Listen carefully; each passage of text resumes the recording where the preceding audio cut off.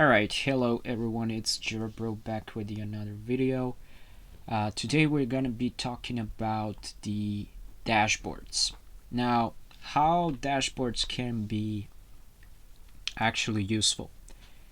Well, dashboards can offer a lot of interesting data for some specific projects. For example, you can have the idea of how many issue types are within your project, what status are they, how many of them are completed, how many issues overall are in the project itself. So it's pretty interesting. So when we go for view all dashboards, you're gonna see that we have a default dashboard that was actually generated by Jira automatically, and you cannot delete this dashboard at all. So what we're gonna do is we're gonna create the dashboard ourselves, and the first thing that you will notice are the viewers and the editors. Now for the viewers, within the dashboard you can decide on, is it either going to be for the project, for the group, for the organization, and what actually means for the organization. So the site that you actually created when you signed up for the Jira for the very first time, that is your organization. And your organization can also be divided to sites. So that means one organization can have multiple sites. For example, we're going to have an organization of Jira, right? And Jira organization is going to consist of finance Jira site, HR Jira site, and for example, consulting services Jira site, for example. So that is for the organization. You can also have this dashboard to be viewed by a specific user, or this could be private. When you select for the project, you want to select which project do you want this dashboard to be added to. And in here, this dashboard could be added for multiple projects, not only one project. So I can select to be added to the Jira, and the thing is, you need to specify by which role this dashboard is going to be viewed by. Is it going to be viewed by the designers or by the developers or something like that? Say that you are, for example, that you're a project manager and you wanna know which how many issues are actually done, how many issues are actually within the project itself. So, and you want to share this dashboard to others, because you can be telling these numbers and people are gonna ask, well, where do you get these numbers from? So you can then share this dashboard with them so they can view the dashboard themselves. For this purpose, I'm going to leave this in private. For the editors as well, you cannot select for editors to be a project, group, user, or private. Now this really depends also on the business requirement from the user, of course, is actually requesting this dashboard. But and then again, you can create your own dashboards and you can add a lot of stuff to it. So I'm going to name this dashboard Jira, for example. I'm just gonna click on save. Now, what I can add in here, so dashboards consist of gadgets, right? The gadgets basically, well, if you can define it as, let's say, plugins, mini plugins that you can add to the dashboard, and that dashboard will show specific data based on the gadgets that you have added. Now, there are a lot of gadget. There are a lot of gadgets in here, like basically a lot of gadgets. So the gadgets that I mostly use, number one is going to be the activity stream. So within this activity stream, basically this is based on, as you can see, so I can go and configure in here, and I can limit this to 10 items, and filters can be used to customize the activity in the stream. So what I can do is, project is, which project is this? What account ID is this? So I can actually add by the account ID, and I can specify the activity stream based on this account ID. Then I can go and see the activity stream based on some specific issue key, the issue type. So if I'm actually having here, and this is going to be for the Jira Bro project, and also I'm going to leave this to be limited to 10 items, and I'm going to allow this to refresh every 15 minutes.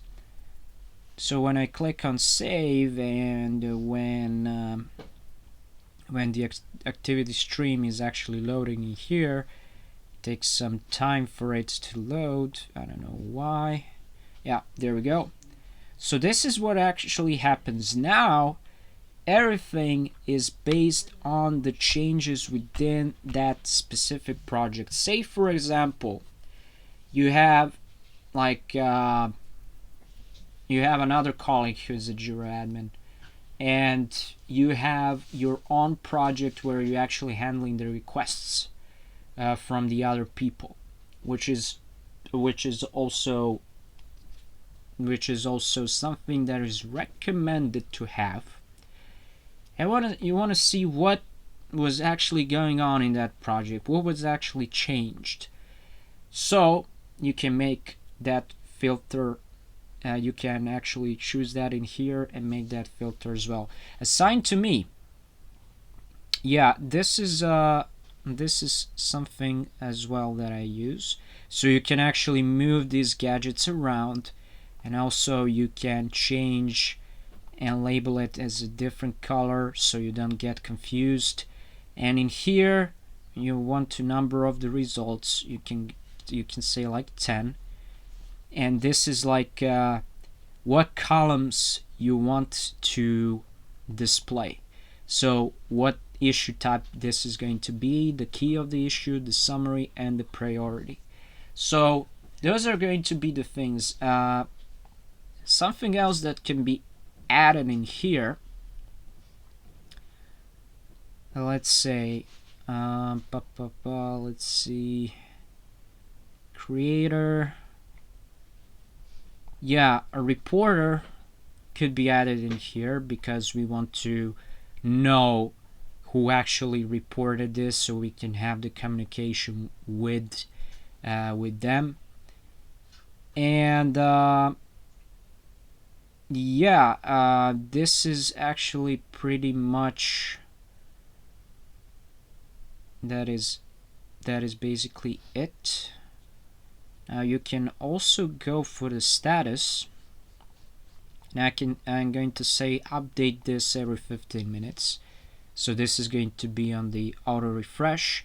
And as you can see, I have everything in here, and I have like the issues that are assigned to me, and I can actually see within the dashboard itself that is actually showing to me. Alright, so also there are other things that are actually pretty interesting in here. Average time in status, average number of times in status. So this could be really handy for either the Scrum Masters or project managers, even product managers. You have like creative versus the result chart.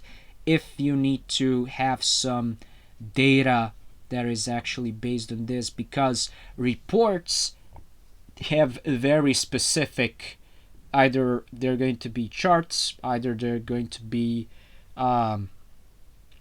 like diagrams, things like that. It's really different when you use the reports and when you use the dashboard, because reports are more if I can say data focused in terms of diagrams and everything else.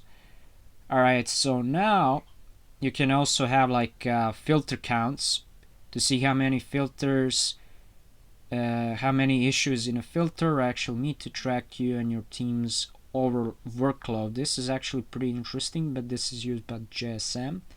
You also have the filter results, where you can actually result by filter issues in progress, right? So this is this is something that is actually pretty interesting to have. And now it says you currently don't have any issues in progress. This really depends on what you want to accomplish with your dashboards. All right, and also, as you can see, these are some overall test results. These are the gadgets that were added by X-Ray, the test management platform. Pie chart. Okay, this is, I think, the main one. So I'm gonna go for a project Jira Bro, and I'm going to be focusing on the issue type, and I'm going to update this in every 15 minutes. And as you can see in here, it says by the issue type there are like bugs and there are like tasks. And as you can see in here, it says how many total issues are in the project. It says like there are 4 of them. So you can actually define this, or I can actually change this to have based on the filter, or I can have this based on the status itself, where it says like, you know what, everything is in the backlog. And well, for now, because in my case it is everything in the backlog. Then you have like recently created, then you have like sprint burn down, start filters, so you can actually list the current user start filters. This is actually pretty nice to have. So show issue counts, I can do this, and I'm having this Jira Bro filter. This is actually pretty good if I want to have a shortcut to my start filters.